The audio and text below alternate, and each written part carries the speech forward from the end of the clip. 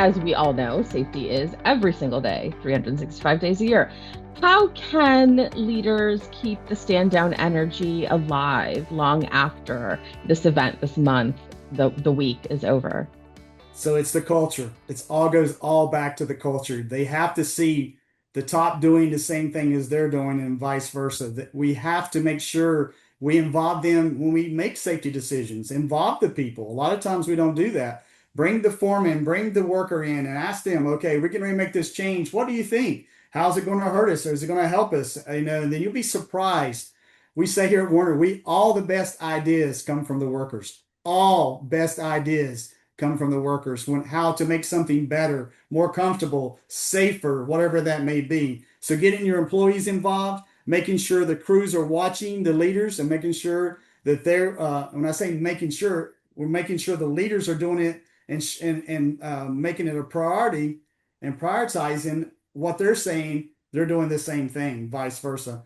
And it's very interesting. I was on a job site about 2 months ago, and a leader came in, and on the weekend, he fell off of a ladder.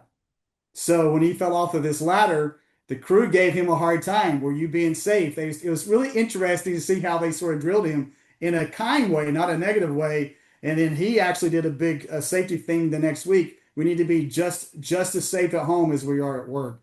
We need to carry it with us when we go home. So I thought that was very interesting. I hope that answers your question there. Yeah, thank you. So my next question, actually, you've touched on this a little bit, but I'm going to ask you to talk about it in a little more detail. Okay. How do you move from a job site safety culture from I'm doing this because my boss told me to then I'm doing this because I want to go home to my family? So you said the magic word there, family. Any all of our trainings, there's two things we always tie into all of our trainings, other than the safety part. We always mention family, talk about your family. We also talk about 988, which is the suicide hotline.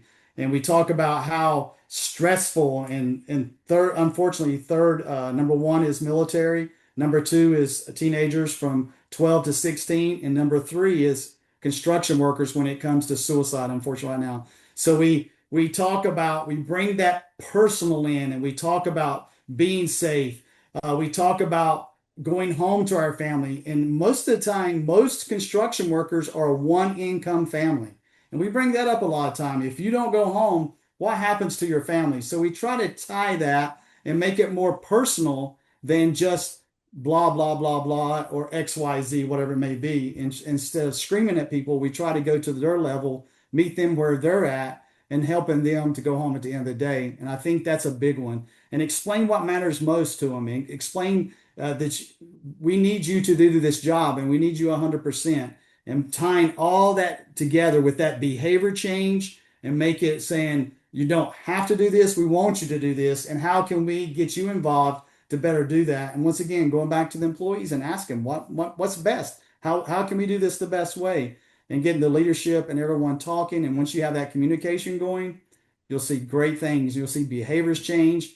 And then another big one is you'll see is a lot of across the U.S. I'm seeing a lot of especially larger construction companies having a family day, bringing their family to work and showing their children and their wives or vice versa, their husbands, what they do at work every day. It's pretty awesome to see that. But at the end of the day, tying your family back into it, that's how you make the behavior change, and that's how you get them to do it on their own, not you constantly saying it over and over and over.